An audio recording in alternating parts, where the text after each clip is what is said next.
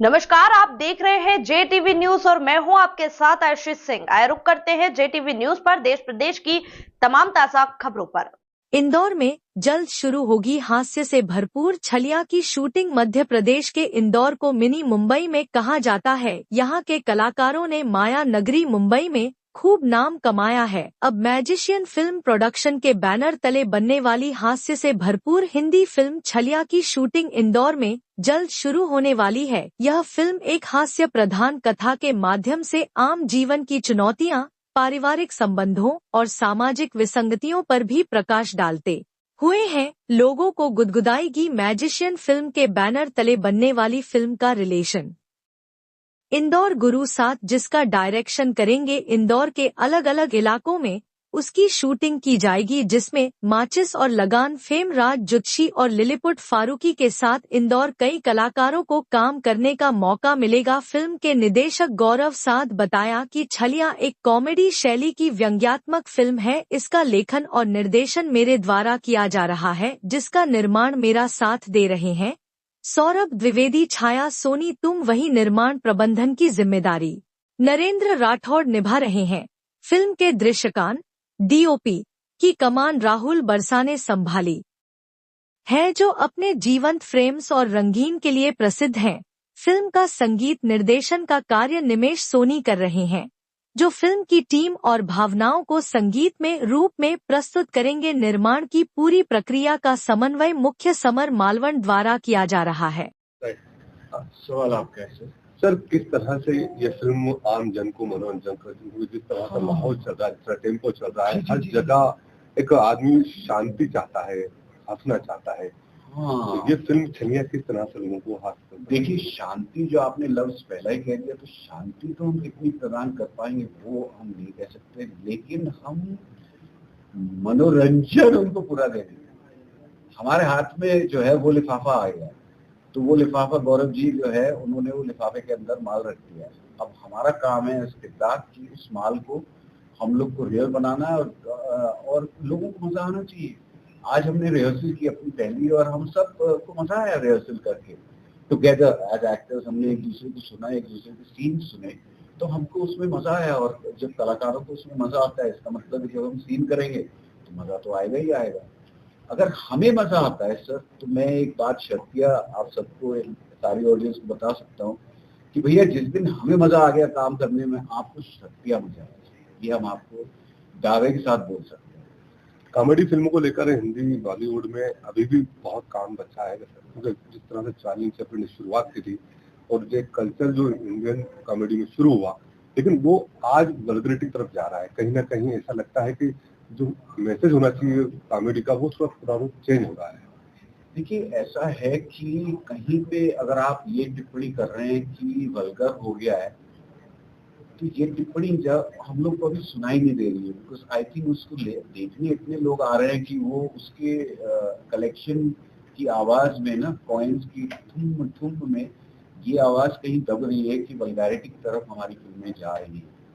अब उसमें उत्तरदायित्व तो हमारा भी है, लेकिन आपका भी है। जब तक साझेदारी नहीं होगी हम नहीं कर सकते, बिकॉज हमें मालूम है कि बहुत बड़ा तबका है जिसको अगर हम टेस्टी एंटरटेनमेंट देंगे, जो कि थोड़ा सा वल्गर टाइप में है, जो हमारे नाटक में भी है, हर चीज में है। वैसे ऐसा नहीं है कि वो नहीं है, हमारे ट्रेडिशन वो है, लेकिन हम सोचते हैं जब फिल्म हम बनाएंगे तो भाई इसको बिल्कुल साफ सुथरा रखो, सो दैट सब बैठ के देख रहे हैं और ये ऑल दीज थिंग्स यह मद्देनजर रखना है।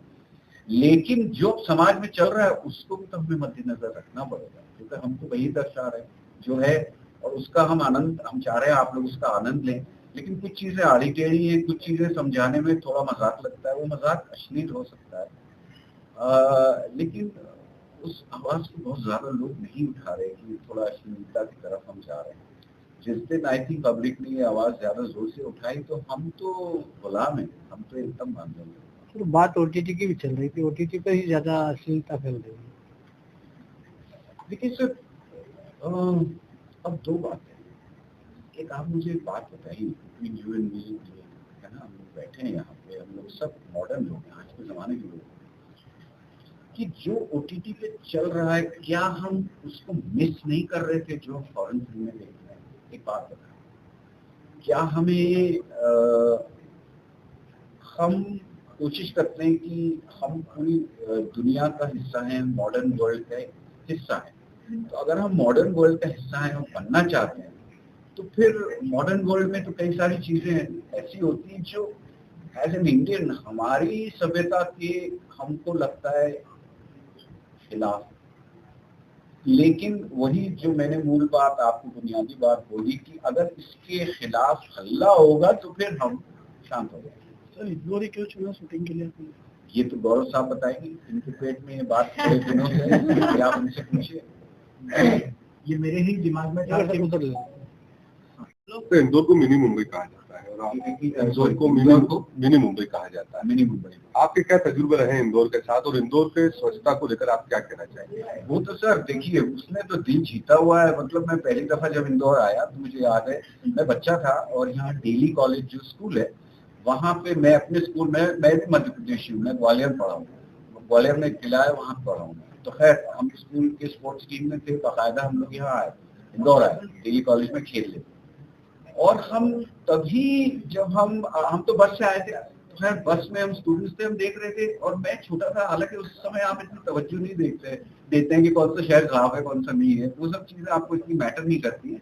लेकिन मैं आपको एक बात बताऊं, बड़ी इंटरेस्टिंग बात, ये मुझे तभी बात स्ट्राइक कर गई थी कि आपका जो शहर ना वो एक तो निहायत ही मुझे प्लान शहर लगता है और निहायत ही साफ सुथरा तो है ही। उसके बारे में तो टिप्पणी करना बेवकूफी होगा, आप लोग अवार्ड जीतना है।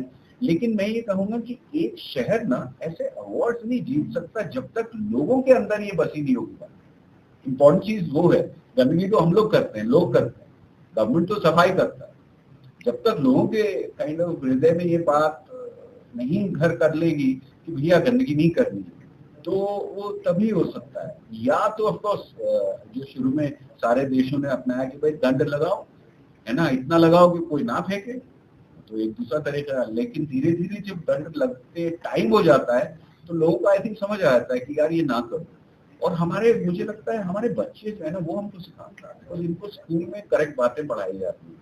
हम लोग एक दफा बड़े हो जाते हैं तो हम लोग यहाँ से गंदे भंदे हो जाते हैं, लेकिन स्कूल के बच्चा तो बोलता है मम्मा ये मत करो, मम्मा डस्टबिन में डालो, मम्मा हाथ धो, ये सब वो लोग सीखते हैं।